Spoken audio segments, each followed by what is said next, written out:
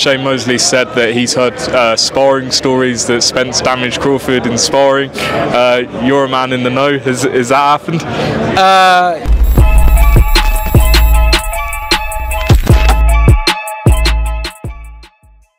This is Jonathan Agger, Fifth Pro Boxing Fans, joined by the former welterweight champion of the world and obviously the Porter Way podcast himself here, Shawn Porter in Las Vegas. Of course. Listen to it?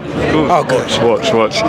Now, on the podcast, you've pretty much broken down everything about this fight, so I'm going to have to try and find some other areas. You said on a Zoom call to a lot of the media that Terence, or was it Errol, that has to target Terence's body. Is that correct? Explain why. I said the opposite. Terence needs to go to Errol's body. One thing I know, at the elite level, when something's happening that you aren't used to happening, psychologically you're drawn to it. You take note to it. You know, I think that Errol's not really. He's never had anyone really attack his body. Obviously, beyond breaking them down, also that psychological fight as well. You know, bringing notice is something that he's not used to. You know, which could throw something else off.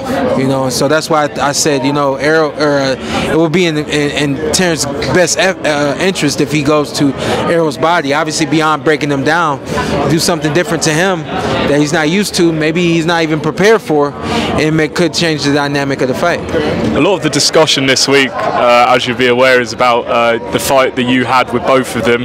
A lot of people trying to work out, well, you know, how they compare that fight. When you think about that, what do you think when people talk about that and, you know, saying, you know, well, he went decision with Errol and stoppage with Terence, but you're at different stages of career. So how do you look at that question? Yeah, I do. I look at the fight with Errol Spence Jr. It definitely was an instant classic. I think that the fight with Terence, I think there were components to the fight that made that fight very, very good, especially for boxing fans. But at the end of the day, styles make fights, and neither of these guys have my style, which is why, you know, it's funny because we could be looking at something very fun, but it's gonna be fun in its own painting. You know what I mean? It won't be a mirroring image of the kind of fun you had in watching me fight either of those guys because of the styles. You know, so the other side of that, of course, when you talk about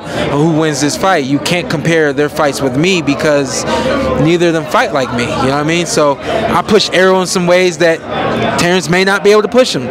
Same thing with Terence, you know. So I think it's gonna be a great fight, but you can't really gauge off of my fight with those guys. One thing I've always wanted to ask you about your fight with Crawford is in that 10th round, just before it started, he was saying, or his trainers were saying, he's down in the fight, and then he came out and obviously won it in that round. Did you notice a switch from him, or is that just sort of, you know, media and people believing into the hype? Yeah, man. I think, you know, at the end of the day, man, that's a classic moment for him and his team and his career and his legacy and all that. But it just, TV was in the right place at the right time.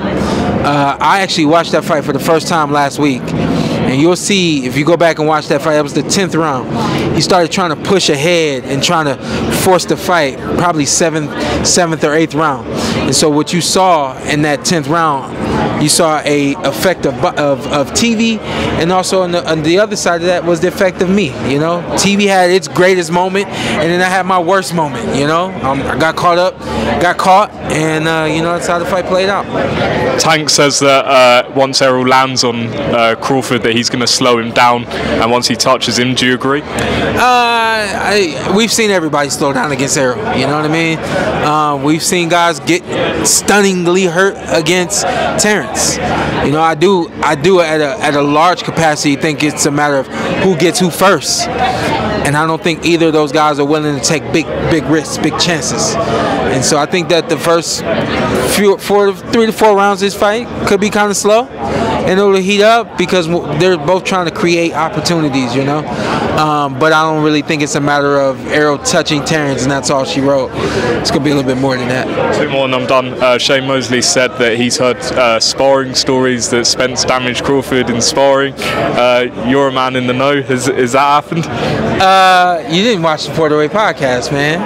I've watched a lot of it. Did I miss that bit? We asked Terence. He said no, never been in the ring with Errol, never sparred with Errol.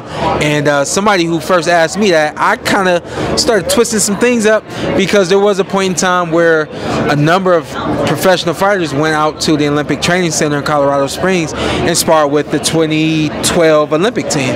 But Terence was one of the guys that came out there for that. So they've never been in the ring. Watch the Welterweight podcast, you would know that was a stupid question by him. So moving on, and hopefully this won't. You wasted a question. Wasted one. One more left. I have one more left. You wasted that one. Well, hopefully this won't be wasted.